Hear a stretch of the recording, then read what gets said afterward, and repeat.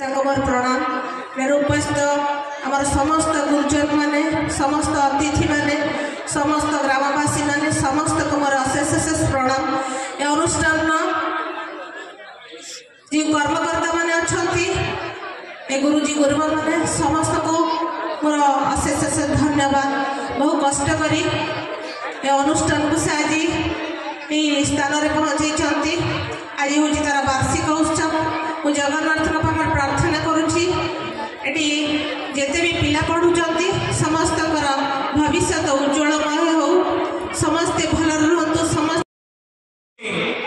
Virat science हम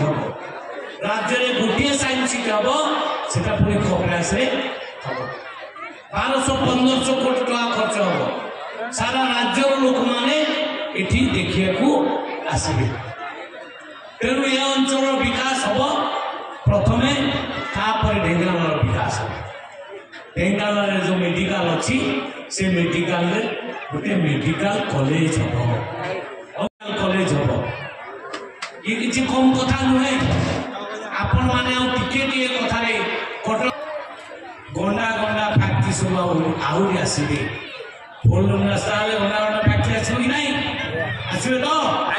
ये अंचल विकास हम ए पर्यंत 24 वर्ष भितर पूर्व गंदिया विकास मेडिकल रिव्यू करी कौ अंचल केते डाक्टर दरकार 25,000 लोक चाकरी पाइबे 25,000 पिला गंदिया अच्छा समस्त चाकरी पाइबे दादन खटिया को कहीं जीवे नहीं भूमि पूजन सरलानी इतने बड़ फैक्ट्री आसी रास्ता घाट छोट हो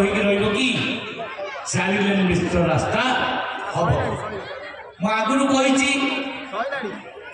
दिल्ली रे जाइए प्रस्ताव देक आसी जो रास्ता आपणकर काईमाटी ठू डेगा देकरी सड़ंगी देकरी पूरा जीव निहल प्रसाद पर्यंत ये भी 4 लेन विशिष्ट रास्ता हम 4 लेन विशिष्ट एपटर विकास